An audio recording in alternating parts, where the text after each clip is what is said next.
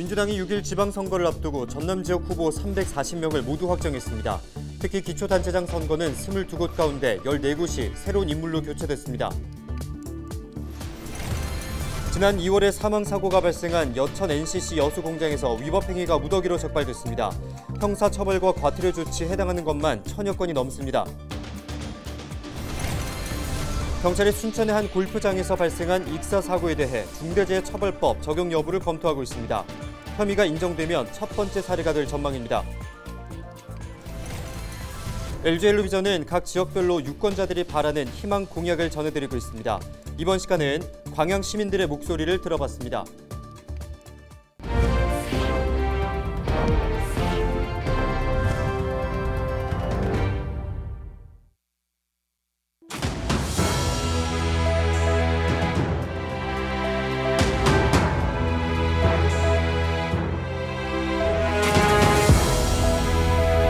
여러분 안녕하십니까? 헬로티비 전남 뉴스입니다. 더불어민주당 전남도당이 6월 지방선거에 출마할 후보 340명을 확정했습니다. 기초단체장 후보는 지난 지방선거와 비교해 22명 가운데 14명인 64%가 새 얼굴로 바뀌었고 광역의원 후보는 34명이 바뀌면서 56%가 교체됐습니다. 기초의원 여성 공천 비율은 지난 선거 당시 9%였지만 이번에는 26%로 크게 늘었고 청년 공천 비율은 1%에서 15%로 역대 최대를 기록했습니다. 최연소 기초단체장 후보는 48세 우승희 영암군수 후보였고 최연소 광역의원 후보는 36세 박원종 영광군 후보, 최연소 기초의원 후보는 30세 정광현 순천시 의원 후보입니다. 노관규 순천시장 예비후보가 민주당 탈당과 함께 무소속 출마를 선언했습니다. 노 예비후보는 민주당의 불공정을 바로잡고자 무소속 출마를 결심했다며 이번 선거는 공정을 바로 세우는 선거가 될 것이라고 강조했습니다. 또 핵심 공약으로는 순천 구도심 1km 구간 샹젤리제 거리와 시민광장 조성, 연양뜰 국가스포츠파크 조성, 신대지구 멀티플렉스 스타필드 유치 등을 제시했습니다. 순천의 명품 주거단지와 광양만권 경제자유구역의 중심 신대지구에 무분별한 아파트 개발, 40층 오피스텔 등 신대지구의 비전과 맞지 않는 부분을 전면 재검토하겠습니다. 멀티플렉스 스타필드를 유치하여서 전남 동북권과 경남 서북권까지 아우르는 문화복합 쇼핑 공간을 만들어 명품 주거단지의 부족함을 채우고 정주 여건을 확실히 개선시키겠습니다. 저희 헬로티비 뉴스에서는 6일 지방선거를 앞두고 지역 유권자의 목소리를 후보자들에게 전달하는 시간을 마련하고 있습니다. 이번 시간에는 광양 시민들이 바라는 공약을 들어봤는데요. 우리 동네 희망 공약, 보도에 김신혜 기자입니다. 광양은 전남에서 청년 비율이 가장 높아 젊은 도시로 꼽힙니다. 또 경제와 주거환경 등을 종합한 사회안전지수 평가에서 2년 연속 전국 상위권에 들었습니다. 하지만 시민들은 그에 비해 각종 인프라가 여전히 부족하다고 말합니다. 그중에서도 문화시설이나 아이들을 위한 놀이시설에 대한 수요가 높게 나타났습니다. 광양에 이제 순천이나 여수에는 많이 발달되어 있는 문화시설이 아직은 좀 부족하다고 생각을 해서 문화시설 쪽으로 인프라가 좀 구축되었으면 좋겠다라는 게 바람입니다. 어린 아기들을 키우니까 2명을 키우니까 그냥 키즈 테마파크 같은 그런 곳이 작게라도 하나 생겼으면 되게 좋을 것 같아요. 또 다른 지역을 오갈 때 교통편이나 소아 전문병원 등 의료 인프라 확충도 시급한 현안이라고 입을 모았습니다. 제가 인천에서 일을 하다가 관두고 내려왔거든요. 근데 그때마다 너무 집에 왔다 갔다 할 때 시외버스가 진짜 하나밖에 없어요. 그리고 여기서 가는 것도 하나밖에 없고 그게 너무 불편해가지고 시외버스가 좀 생겼으면 좋겠어요. 교통편이 좀 많이 생겼으면 좋겠고. 소아 전문이 아니고 소아과 담당이 있어도 순천이 그나마 조금 하니까 병원 가려면 조금 애가 심하면 순천으로 많이 가요. 전부 다 사람들이. 그래서 병원이 조금 제일 급한 것 같아요. 상대적으로 낙후된 광양읍을 개발해 지역이 균형 있게 발전되도록 해야 한다는 목소리도 제기됐습니다. 우리 목성리가요 제일 골목이고 큰 차도 못 들어오고 불이 나도 못 꺼 골목이라. 그래갖고 그거 좀 발전 좀 해주면 좋겠어요. 집도 다 허름하고 요상하고.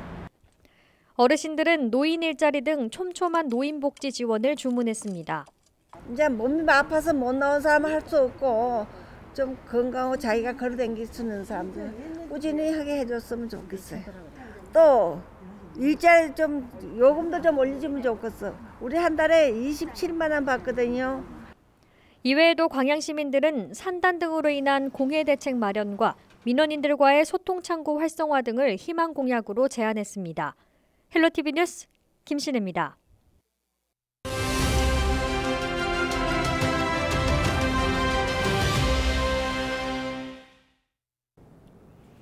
(2,891만 원). 유권자의 한 표를 경제적 가치로 환산한 금액입니다.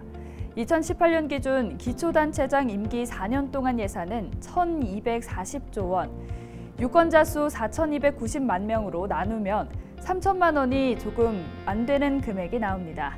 결코 무시할 수 없는 예산이 유권자 손에 달려있는 셈이죠. 실제로 과거 한 표 차이로 당락이 결정된 사례가 있었습니다. 지난 2008년 고성군수 선거 당시 황종국 후보가 4,597표로 4,596표를 얻은 윤승근 후보를 단 한 표 차이로 이기고 당선됐습니다. 5월 10일은 유권자의 날입니다. 선거의 의미를 되새기고 투표 참여를 독려하기 위해 중앙선거관리위원회가 2012년 제정한 법정 기념일인데요. 우리나라 최초로 민주적인 국회의원 선거가 치러진 1948년 5월 10일을 기념해 지정됐습니다. 6월 지방선거가 20여일 앞으로 다가왔습니다. 투표의 가치를 곰곰이 생각해보면 나의 한 표가 우리 지역의 미래를 좌우한다 해도 과언이 아닐 텐데요. 나의 한 표, 무게가 느껴지십니까? 지금까지 데일리 브리핑이었습니다.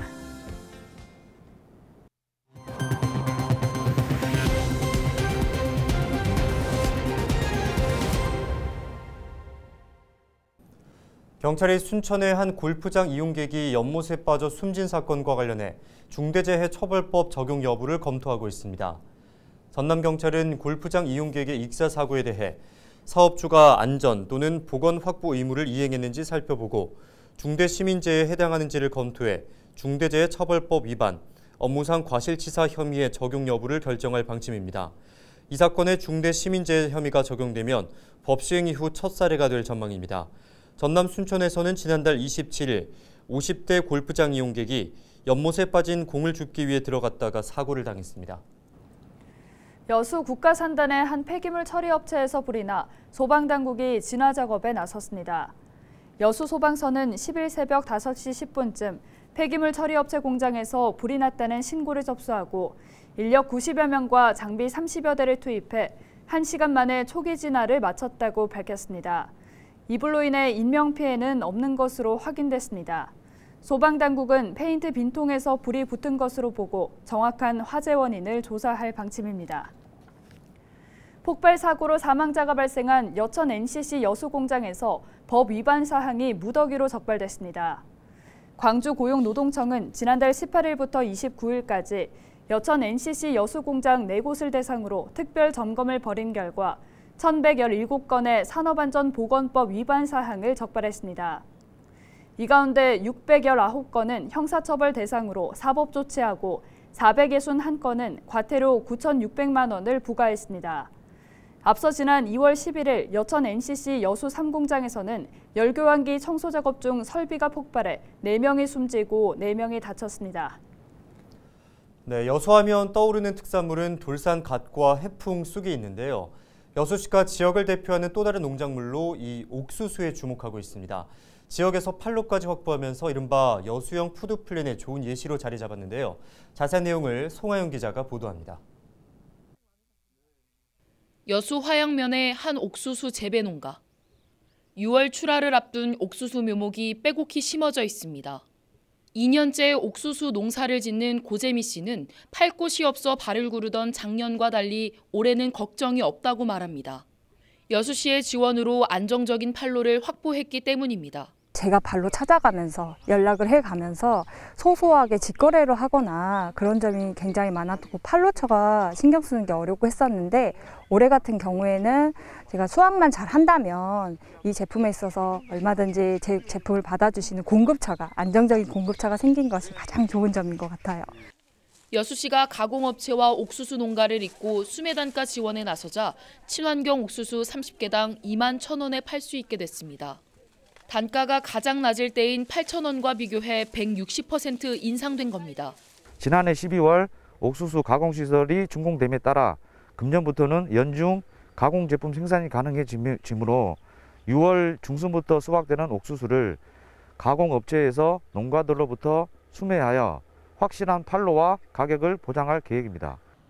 이렇게 재배된 옥수수는 지역업체가 사들여 조청과 분말 등으로 가공해 판매됩니다.